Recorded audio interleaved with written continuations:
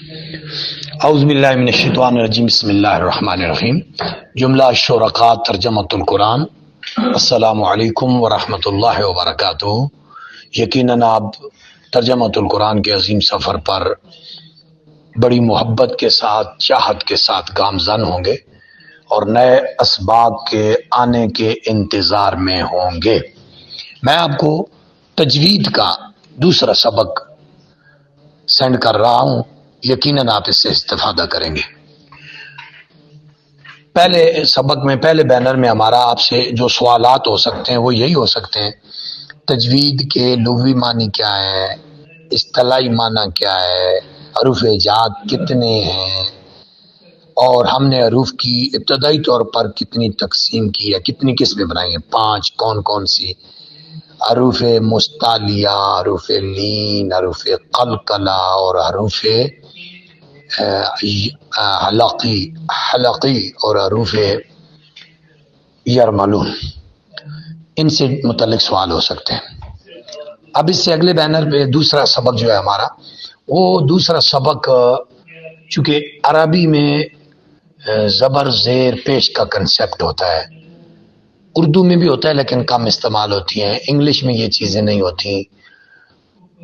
عربی میں ان زبر زیر پیش کو حرکات کہتے ہیں، اور حرکات 6 طرز کی ہو سکتی ہیں: زبر زیر پیش، 2 زبر، 2 زیر، 2 پیش، سکون، شد۔ زبر کا دوسرا نام ہوتا ہے فتح۔ اب پہلے آگے چلے نا، آپ 6 پڑھی، اب اوپر سے نیچے زبر کا دوسرا نام، تجویدی نیم، فتح، اور جس حرف پر فتح ہو اسے مفتوح۔ زیر کا دوسرا نام کسرہ، جس حرف پر ہو مکسور۔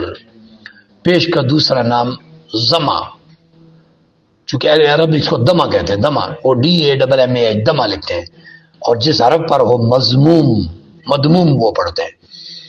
چونکہ ہم بر صغیر کے ہیں تو بر صغیر میں اردو کے اثرات ہیں، تو ہم اردو میں زوات زیادہ پڑھتے ہیں، تو اس وجہ سے وہ ہم عرب لہجے میں ابھی آ نہیں پا رہے ہیں۔ 2 زبر، 2 زیر، 2 پیش کو تنوین کہتے ہیں، جس حرف پر ہو منون۔ سکون کا دوسرا نام جزم، اور جس حرف پر ہو مجزوم۔ شد کا دوسرا نام تشدید، جس حرف پر ہو مشدد۔ اب متحرک حروف پر حرکات لگا کر انہیں متحرک کر کے پڑھتے ہیں: حمزہ زبر ا، حمزہ زیر ای، حمزہ پیش او، با زبر با، با زیر بی، با پیش بو، تا زبر تا، تا زیر تی، تا پیش تو، سا زبر سا، سا زیر سی، سا پیش سو، جیم زبر جا، جیم زیر جی، جیم پیش جو، ہا زبر ہا، ہا زیر خی، ہا پیش خو، خا زبر خا، خا زیر خی، خا پیش خو۔ اس طرح آپ یا تک ان کو مکمل کریں گے۔ جس حرف پر حرکت آ جائے اسے متحرک کہتے ہیں، متحرک نہیں، متحرک۔ اگر الف پر حرکت آ جائے، یعنی زبر آ جائے، زیر آ جائے، پیش آ جائے، تو پھر اسے الف نہیں پڑھتے، حمزہ پڑھتے۔ اسی وجہ یہ پرانی جو ہمارا پرانا انداز ہے نا، اب جو جدید تجویدی طریقہ یا قرآن کا طریقہ ہے، وہ الف پر زبر زیر پیش آتی گئی تو وہ حمزے میں بدل جائے گا۔ الف ہمیشہ خالی ہوتا ہے، خالی از حرکت ہوتا ہے، خالی از نقطہ ہوتا ہے، تو اس کا نام ہم بدل کر حمزہ میں بدل جاتی ہے۔ حمزے کی یعنی 2 شکلیں ہو گئی: ایک حمزہ اصلی جو حمزہ ہوتا ہے اس پر زبر زیر پیش ڈال دیں، حرکت ڈال دیں، ایک الف پر زبر زیر پیش ڈالیں تو یہ بھی حمزہ۔ اب قانون میں یہ دونوں ایک جیسی حیثیت رکھتے ہیں، پڑھا بھی حمزہ ہی جاتا ہے، لیکن اس سے حرکت اٹھائیں گے تو الف پڑھ دیں گے، اس سے حرکت ہٹا بھی دیں اصلی حمزے سے تو یہ حمزہ ہی رہے گا۔ اب مجزوم حرف کا تقاضا کیا ہے؟